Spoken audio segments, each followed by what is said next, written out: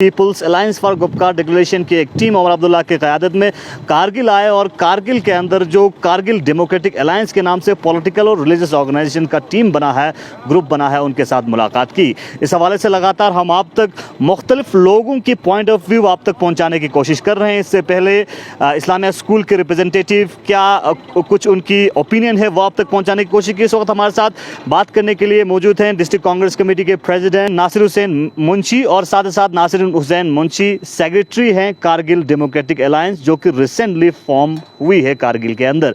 Sir, आपसे जानना चाहूँगा एक बार फिर, एक तो कारगिल डेमोक्रेटिक अलायंस बना है, उस हवाले से जानना चाहूँगा, और साथ ही साथ आज जिस तरह से गुपकार डिक्लेरेशन के बाद पीपल्स अलायंस का जो टीम है वो कारगिल आया, आप लोगों के साथ मुलाकात की, तो किस तरह की मीटिंग रही, आने वाले वक्त में क्या कुछ रणनीति रहेगा? बिस्मिल्लाहिर्रहमानिर्रहीम।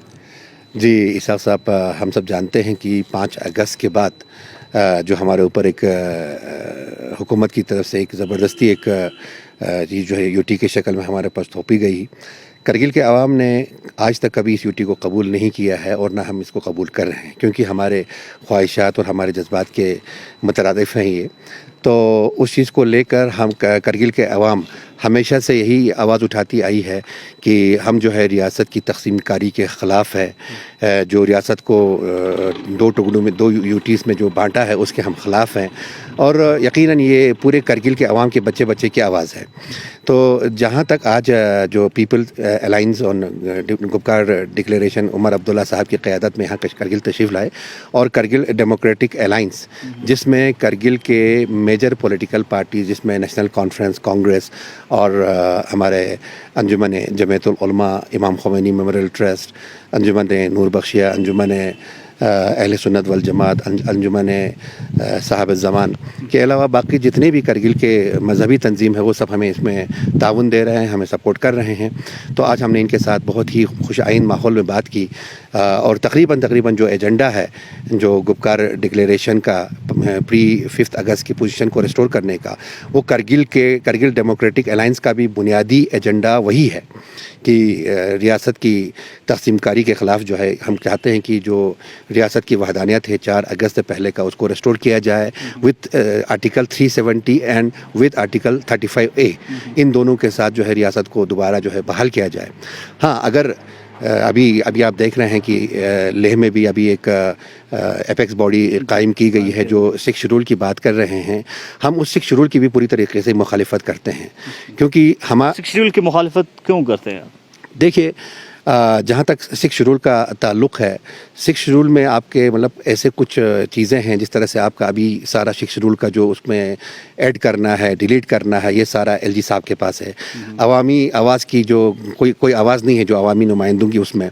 तो हम चाहते हैं कि अगर गवर्नमेंट ऑफ इंडिया इतना सिंसियर है लद्दाख की तरक्की को लेकर, लद्दाख के डेवलपमेंट को लेकर, तो हमें एक फुल फ्लेज्ड स्टेट जो है बनाया जाए, ताकि हमें किसी शेड्यूल की ज़रूरत नहीं पड़े। हमें अपने कानून बनाने के जो इख्तियारात हमारे पास खुद हो, अगर सही मानों में सिंसियर है। क्योंकि क्या पॉसिबिलिटी है सर, लद्दाख जैसे इलाके को अगर गवर्नमेंट ऑफ इंडिया चाहे तो स्टेटहुड दे सकता है? मतलब किस तरह से पॉसिबिलिटी? क्यों नहीं है? देखिए, आप सिक्किम की मिसाल ले लीजिए। 1975 में सिक्किम की पॉपुलेशन उस वक़्त 2 लाख की पॉपुलेशन थी, और उसका एरिया जो था तकरीबन कोई 7000 स्क्वायर किलोमीटर है।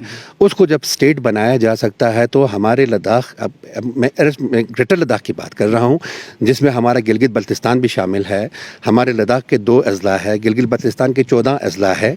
तो रिसेंटली जो हमारा पॉलिटिकल मैप जो जारी हुआ है गवर्नमेंट ऑफ इंडिया की तरफ से, उसमें तमाम जो है आपका गिलगित है, बल्तिस्तान है, लद्दाख, ये सब लद्दाख का हिस्सा है। तो हमें इन तमाम इलाकों को लेकर, इन तमाम पॉपुलेशन को लेकर इस वक्त करगिल और लेह की जो टोटल रकबा है वो तकरीबन आपका करगिल का 14,000 स्क्वायर किलोमीटर है, लेह का 40,000 स्क्वायर किलोमीटर, तकरीबन 53,000 स्क्वायर किलोमीटर इन दोनों के बीच में बनता है। और 73,000 स्क्वायर किलोमीटर जो है आपका गिलगित और बल्तिस्तान का एरिया बनता है। 3 लाख की हमारी आबादी है, 7 लाख की वहाँ की आबादी है। दोनों मिला के कुल 16 डिस्ट्रिक्ट्स बन रहे हैं। तो उन सब को लेकर स्टेट बनाया जा सकता है, और जो असेंबली में जो सीट्स रिजर्व रहेंगे, जिस तरह से हमारे एरस्टवाइल जम्मू एंड कश्मीर स्टेट में था, उसमें पाक ऑक्यूपाइड कश्मीर के लोगों की नुमाइंदगी के लिए असेंबली में सीट्स रिजर्व किया गया था। उसी पैटर्न पर यहाँ भी जो हमारे पाक ऑक्यूपाइड गिलगित बाल्टिस्तान जो है उनके नुमाइंदों के लिए भी सीट रिजर्व रखा जा सकता है, रख के जो इसको एक फुल फ्लेजेड स्टेट का दर्जा दिया जा सकता है। और साथ ही साथ मैं ये भी कहूँगा कि किसी स्टेट को क्रिएट करने के लिए जो है सबसे बुनियादी चीज़ फाइनेंशियल इम्प्लिकेशंस होती है, क्योंकि ऑलरेडी इन्होंने यूटी बनाया है, उसमें यूटी का बजटिंग ऑलरेडी हुआ है, उसी को ही स्टेट में ही तब्दील कर देना है। तो गवर्नमेंट ऑफ इंडिया के लिए कोई बड़ा मसला नहीं है, अगर सही मानों में लोगों की वो खुशी चाहते हैं, लोगों की तरक्की चाहते हैं, लोगों की उन्नति चाहते हैं, तो हमें किसी शेड्यूल की ज़रूरत नहीं, हमें किसी यूटी की ज़रूरत नहीं, हमें फुल फ्लेजेड स्टेट बनाया जाए। लेकिन बुनियादी मसला हमारा यही है कि हम जम्मू कश्मीर के वहदानियत के हक़ में हैं।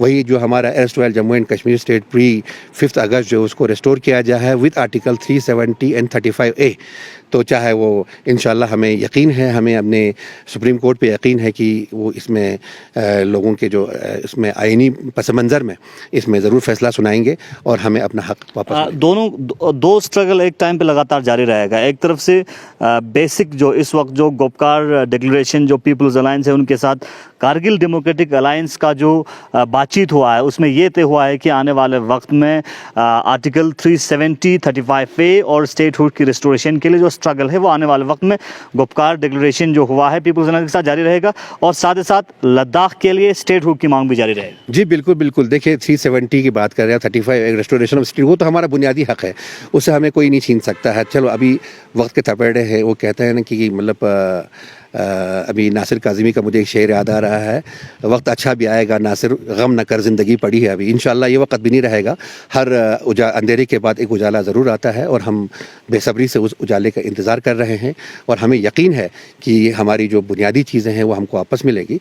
लेकिन इन द मीन टाइम जब तक कोई फ़ैसला हो जाता है, मैंने आपको पहले ही कहा कि अगर गवर्नमेंट ऑफ इंडिया बिल्कुल सिंसियर है लद्दाख के तई, लद्दाख के लोगों को लेकर, लद्दाख के लोगों के डेवलपमेंट को लेकर, लद्दाख के लोगों की प्रॉस्पेरिटी को लेकर, तो हमें स्टेट बनाया जाए फुल फ्लेज। कि क्या यूटी बना के विदाउट लेजिस्लेशन यूटी है जिसमें न सर है न पैर है न कुछ अता पता है ही नहीं, तो कम से कम एक सही मानों में पब्लिक की नुमाइंदगी हो, जो पीपल रिप्रेजेंटेटिव्स की आवाज़ कहीं तक पहुंच सके।